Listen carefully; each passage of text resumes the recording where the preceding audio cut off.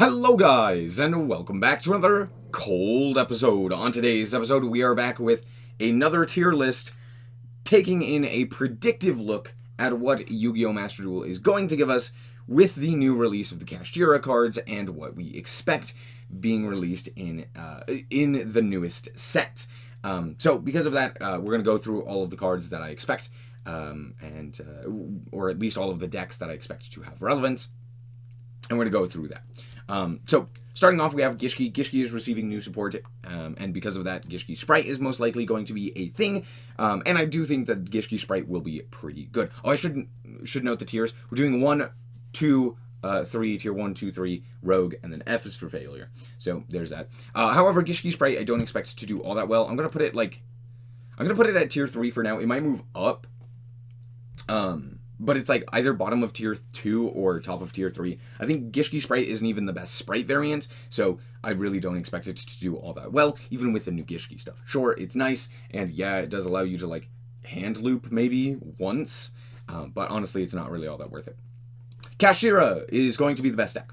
With Arise Heart, with Theosis, with the Pressure Planet, even if it is at 1, and with a myriad of other cards, allowing it to be at least remotely consistent, I do think that this deck is likely to be the best deck, and it's not going to be close. Well, I shouldn't say it's not going to be close, because right next up on the list is Purrely. I do expect Purrely to make it at least reasonably close.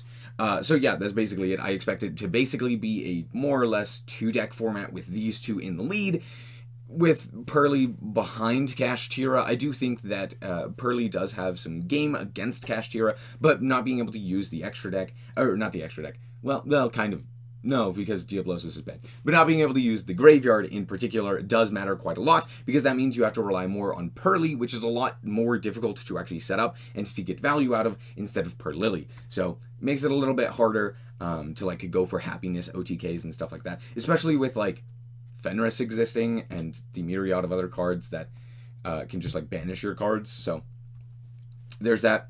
Rescue Ace is interesting. If we are receiving basically full power Rescue Ace, this is probably a tier 2 deck. It's still incredibly strong right now in the TCG. It's seeing a lot of competitive play as well, and I do expect it to have similar game in the OC or in the TCG, because in the OCG it's also doing pretty well, but that's mostly due to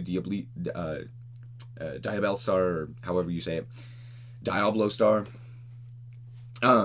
So yeah, I do expect this deck to do well, but because we don't have the Diabellstar and all of that stuff, I do expect it to be significantly worse than it is in the OCG, which is why I'm dropping it down a bit.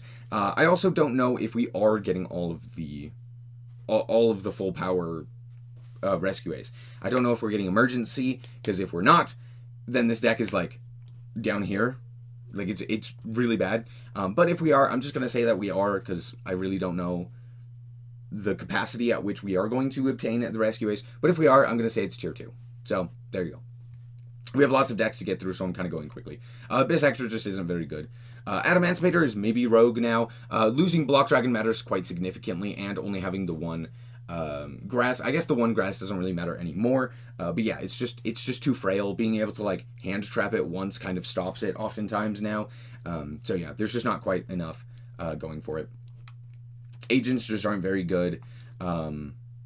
Ancient Warriors I'm going to put into Rogue, just because going second decks tends to do a little bit better, just because people aren't as prepared for going against going second decks, unless you actively choose for your opponent to go first, in which case they can tend to build a much stronger board, but alas, that requires you to actually win the coin flip, so, you know, that never happens, right?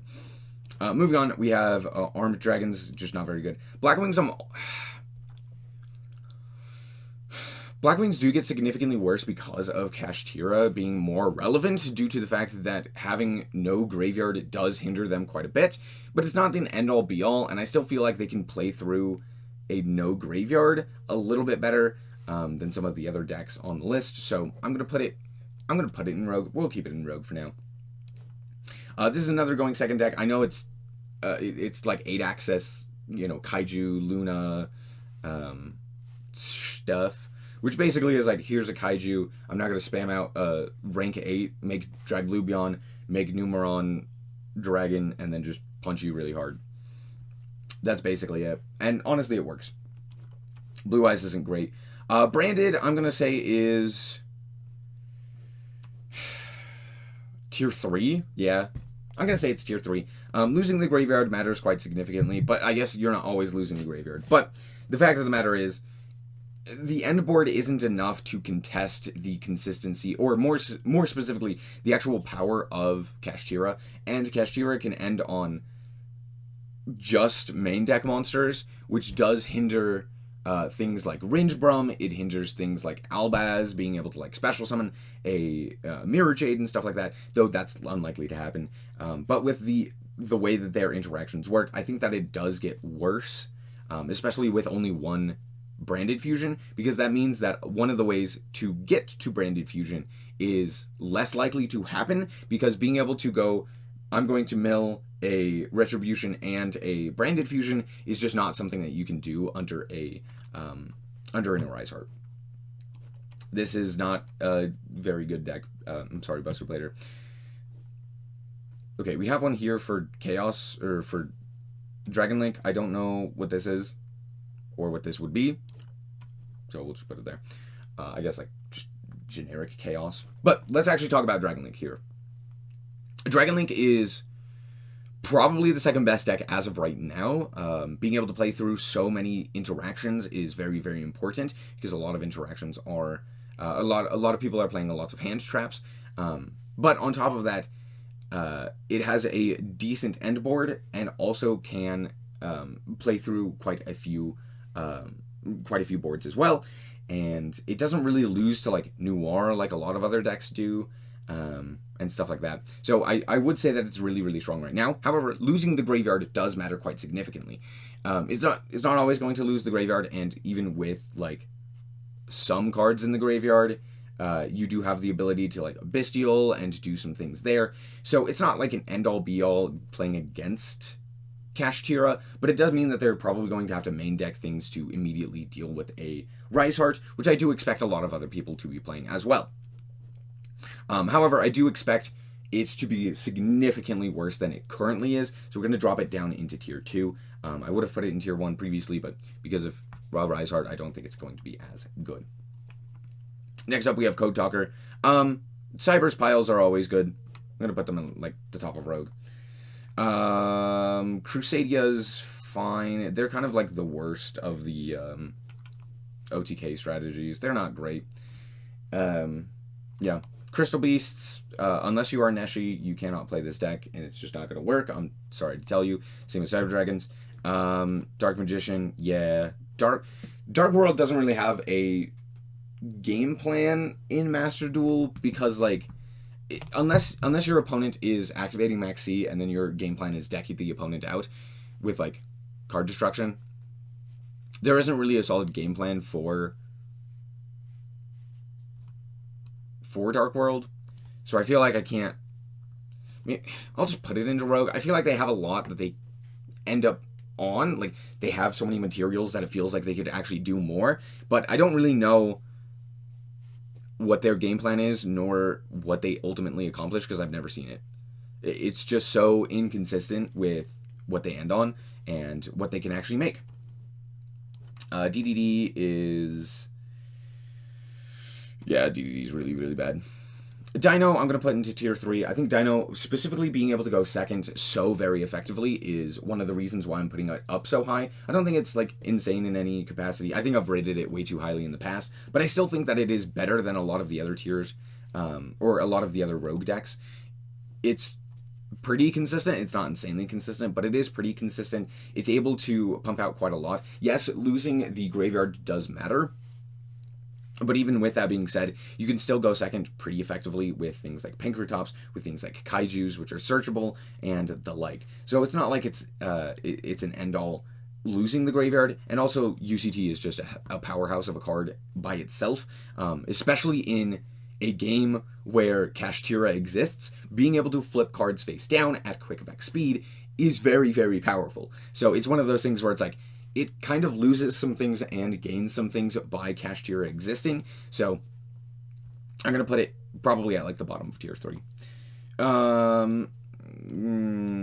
Where do we put you? What is this? Dog? No, it's not Dog. It's Dynamorphia. Dynamorphia is fine. It's kind of a control strategy, but it also does rely on the graveyard, which makes it worse than in previous iterations. I'm also going to switch these. But all in all, I don't expect it to do well. Speaking of which, Dogmatica. Yeah, Dogmatica's not very good. Okay, I literally just played Draco Slayer. It's really bad. It's really, really bad. Imagine every Pendulum deck, except it's worse. There you go. That one's bad. This one gets even worse. Yeah, that's basically it. I don't think Drytron's surviving friggin' Kashtira. Eldritch is significantly worse as well. I'll put Endymion up No. Yeah, Endymion's like one of the few Pendulum decks that doesn't really rely on like popping a whole bunch of cards, which means that it can even play under the Kashtira stuff, under a Rise Heart. But even with that being said, it's still Pendulum, and you could just zone lock one of the Pendulum zones, and then just your opponent dies. So I don't even want to put it in Rogue, but I feel like it should probably go there because Pendulum's still pretty good. Oh, man. Exorcister has to go in Rogue because it is. It's like the definition of a Rogue deck. It's not great, but it's not bad. I don't know. Hey, if you're an Exorcister player, you probably draw amazing hands anyway, so it doesn't really matter. Flu, honestly, probably gets a little bit better. I'm gonna put Flu in tier 3. This sounds really weird, but trust. The reason for Flu in tier 3, hold on.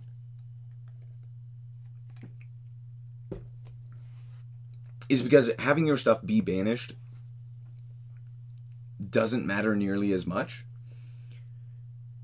And because a lot of the metagame is going to revolve around, like,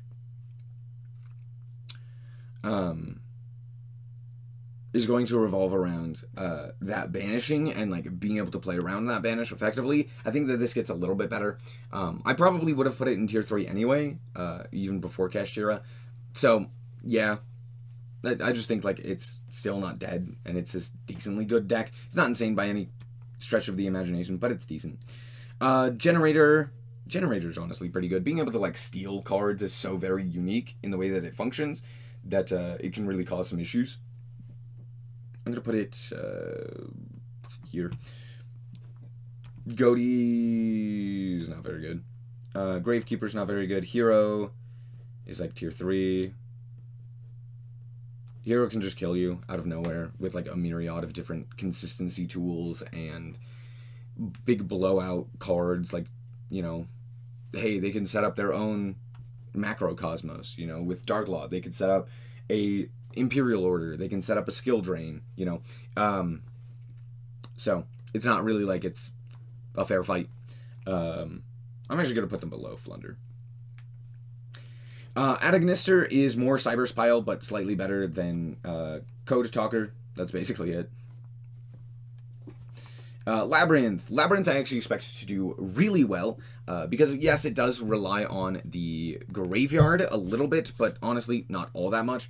It is also able to set up an interaction going first, which means that it can actually potentially stop things like Kashtira, if need be.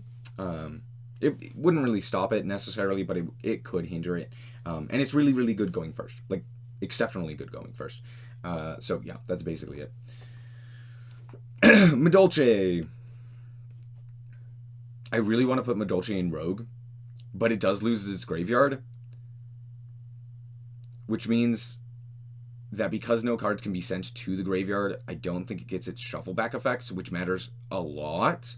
So I'm going to put it in I'm sorry, Madolche players, but I really don't think Madolche is going to do very well against a Rise Heart. I also don't know how many non-engine pieces you can play. Marincess also loses its graveyard. However, because it's still Cybers, I'm still going to put it in Rogue because Cybers is broken. Speaking of Cybers, Mathmag. Mathmag is It's Mathmech. It's Cybers. Makonko. Makonko is a gimmick strategy that can work, but tends to not work efficiently, and it does require its graveyard. So I do think it gets significantly worse with the release of Arise Heart. So there's that. I'm gonna put it in Rogue. Hero or ninjas. Ninjas are like here. They're so bad. I know a lot of people don't know how to play against ninjas, but ninjas are like extremely bad. If you have like any sort of back row removal, they just die. It's very funny. Numerons, just I don't know. It's a gimmick. It works though occasionally. Orchist becomes so much worse now because no graveyard. Hey, here's more Pendulum. I'm gonna put it right next to the other Pendulum deck. Wow, Phantom Knights are really not good. There. Plunder gets better. I'm going to put it at the top of Rogue. Plunder is pretty good because, guess what? All of the Kashtira cards are different types and attributes, which is very nice because now you can play Plunder and be like, cool, here's my Yord, here's my Bran, here's my the Moark, you know, and I'm going to actually interact with you because you gave me all of these different types and attributes, so now I can banish your stuff, which actually matters. It does hurt that they lose, or like that they can't use the graveyard. That's wildly important. So it's kind of a give and take, but I still going to put it at the top of Rogue. Punk. No one's going to be playing Punk Kashtira, so I do think that Punk becomes Rogue, at best. I really don't see this deck doing much. The only reason people were playing it previously was because it was the best engine to put in, quote-unquote, to put Kashtira into, because summoning a level 3 and having a Fenris on your field meant that you could just make Baron, so... But all in all, I really don't see Punk being very good. I don't know what this is. I would imagine this is probably like Resonators. Yeah, they're just not very good. Rika losing the grave does kind of matter, but it's not all that big of a deal. I'm gonna put it above Plunder for now. Runick Stun is always a deck that exists. Runick Sprite for Hire is probably the best of the Sprite variants. Yes, it does rely on the graveyard a little, but as does every Runick variant. However, I do think that it is a step above a lot of the other Runick builds because it basically allows you to combo off a lot more efficiently and end on much stronger interactions, and potentially just see more of your non-engine. Like, for example, Book of Eclipse or Book of Moon, that's really good against Kashtira. So it's one of those things where it's like, yeah, I would rather be playing this just to be able to draw 6. Like, I really would. I don't think it's all that great, but it's decent. Runick Naturia loses quite a bit without the graveyard, but even with that being said, I still think... No, I was going to say it's decent because, like, oh, its grind game is good, but again, against Kashtira, against a lot of these other decks, it's not really going to have a better grind game. Like, it's not a better grind game than, like, Purrely. It's not a better grind game than Labyrinth. It's not a better grind game than Kashtira. It's just, like, it's still good. So I'm going to put it above most of this stuff. But it's not... It definitely loses quite a bit. And then Runick Sprite I'm also going to put up here. I think it's a little bit worse than Runick Sprite for Hire, but it's still very good, and it's probably the best version of Sprite that we currently have. Salamangreat is really bad. I want to put it really, really low. Maybe not even Rogue. No, because it still has play going first against Kashtira, and it has a lot of play against the rest of the metagame, which is an important factor. So there's that. Scareclaws, whatever. Here. Oh, here. I guess getting Pressure Planet and the rest of the Kashtira cards kind of matters. Nah, it doesn't. I'm lying. Shaddoll. Best deck. Nah, Shaddoll's not very good.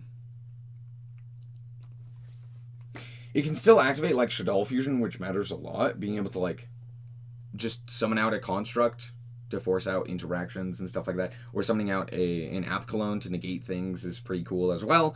Especially since it's a permanent negate. So, yeah, you can still play it as a going second deck as well, with like Book of Eclipse and Book of Moon and stuff like that. Yeah, I don't know. I think it's still decent. Alright, let's be honest. There we go. Speedroids are not very good. Okay, I'm going to start moving some of these decks down.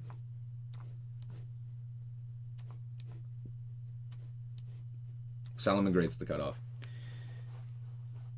Which, honestly, ninjas should probably also be down here. Sprite. If this is just regular Sprite with, like, a whole bunch of random 2s and stuff like that, I really don't see it doing much. The problem with Sprite right now is it's inconsistent. Yes, you can play, like, more reds or more carrots or, like, pixies or, you know, stuff like that. But in all honesty, it's not going to do a whole lot. I just really don't see it doing much. Yeah, it just lost a whole bunch. Losing Nimblebeaver, losing Swap Frog, losing all of that stuff really does hinder the deck, and I do think that the best way to play is to just like play one of the Runick variants so that you don't have to rely on a lot of those other things, and you still get those consistency from the Runick cards, as well as being able to like end on similar boards. I think the Life Twin variant is a little bit stronger because you have just the full Life Twin play. But without the graveyard, I'm just going to put a tier lower. I really don't see it doing all that well. Sprite Tri-Brigade received a big nerf due to... Well, actually, it receives 2 big nerfs. One, a Rise Heart kind of kills the deck, but not entirely. And then 2, more importantly, is losing Nimblebeaver. Nimblebeaver is one of the best normal summons because it gets you into Ferrigite on its own. It also gets you into Sprite Sprint. It also gets you into Sprite Elf. It also just, you know, does everything for the Sprite line as well. So it's just a really, really solid card. And being beasts, it means that, you know, normal summoning a beaver allows you to go into your Tri-Brigade half by, like, special summoning out a Karos and then banishing 2 or something along those lines, or going into Ferrigite and then special summoning a Tri-Brigade. So, honestly, yeah, it receives quite a big nerf. I'm actually going to put it still above regular Sprite, because I still think it's a little bit better. Spiral. Not very good. Yeah. Sky Strikers. Where do I put Sky Striker?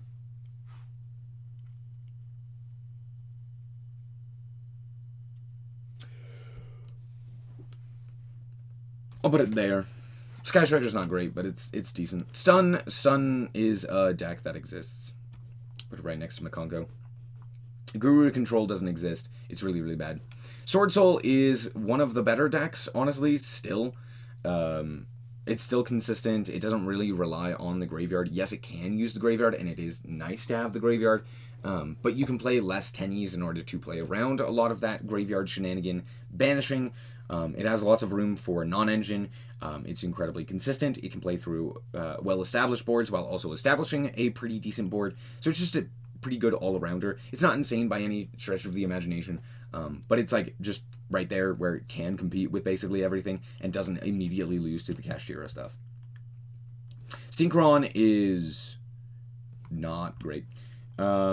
Tier is more or less dead at this point. I really don't see it coming out of this in any stretch of the imagination healthy. Losing a Havness, losing a Kelbeck, losing Tier Kashtira, this deck is gone. Especially also losing the best matchup, like it's just unplayable. No shot. They killed this deck, finally. Right? Oh, hooray, Tier's dead. Now we have Kashtira. Are we all happy? Yeah, this deck is also dead. It's branded Kashtira, or Tearlament. No, this deck is also dead. It's just bad. Therions... I'm going to say that this is more Spriggan than Therion. In which case, it's still down here. Thunder Dragon actually probably is a little bit better because actually banishing stuff doesn't matter to it nearly as much, being able to basically get anything that you want from the banished zone anyway. So, yeah, there's that. Trap Tricks are decent. Traptricks have the ability to main deck evenly matched, which actually does matter. And they have a few other like options for their like tech or their non-engine. Then you can also just like go first and set like a Floodgate Trap Hole and just kill your Kashtira opponent because you Floodgate Trap Hole their one card and then they're just dead. So there's that. Yeah, Floodgate Trap Hole is very, very strong now, which, you know, is good for Traptricks. Yeah, they're kind of unfazed. Still in Rogue. Bird Up is still good. I know people will say it's not because, oh no, you don't get the graveyard. Which, like, yeah, that does matter. It does matter quite a bit, actually. But you can still make Zeus. You could still go for a wide variety of different options as well. You can still, like, threaten your opponent with... by like going first and being able to set up your big end board. You can play droplets I guess not droplets anymore, but you can play like Dark Ruler, you can play the Book of Eclipse and stuff like that, and being able to set up your end board is still very, very strong. I still think it's probably better than Plunder, just because like being able to go first against, or even just being able to go second against anything that isn't Kashtira is pretty good as well. So it's not like it's dead in the water. So yeah, there you go. Speaking of dead in the water, I'm going to put it in Rogue. Just being able to, like, normal summon a guy that just nukes your opponent's field is kind of stupid. Valence is... Yeah, Valence doesn't exist. Same with Zephyra. So, yeah, that's basically it. There's my tier list. It genuinely is like a 2-deck format right now. I really don't think anything can reasonably compete with Purrely and with Kashtira. I really do think that they are just that much better than the rest of the metagame. Even with only one Wraith Soth, the difference is, like, yes, you are going to be able to beat Kashtira. That's why it's not, like, tier 0, and stuff like that. But it's more that it is so meta-defining that it really is just, like, the deck to beat. On top of that, while yes, there are a lot of, like, side deck options and stuff like that, or even main deck options like Book of Eclipse or Book of Moon that do just immediately house Kashtira, that doesn't necessarily mean that it's not going to be a problem to deal with. There are lots of outs to Kashtira, but it's still going to be the problem deck. And yes, you may have those outs, but it may not be reasonable to expect you to actually be able to, like, activate them, right? For example, Nibiru, if the opponent plays around Nibiru, which they absolutely can, and just kind of like concede some of the combos that they can go for, then yeah, it's going to be way worse for you. So yeah, all in all, I think Kashtira is going to be very, very strong alongside Purrely. As for the rest, yeah, you can kind of tell there's not really going to be a whole lot more competing with it. Maybe a few other variants, like or a few other decks like Labyrinth or Sword Soul or stuff like that. But yeah, there you go. Anyway, thank you guys so much for watching. I hope that you guys did indeed enjoy. If you did, I like this very much, so appreciate it. And if you want to check out more content like this, as well as more Yu-Gi-Oh!, then just be sure to subscribe. Anyway, thank you guys so much for watching, and remember to always stay frosty. Bye-bye. Shout out to the Frost Guard, my members. Thank you guys so much for the support, and I hope you enjoy the content.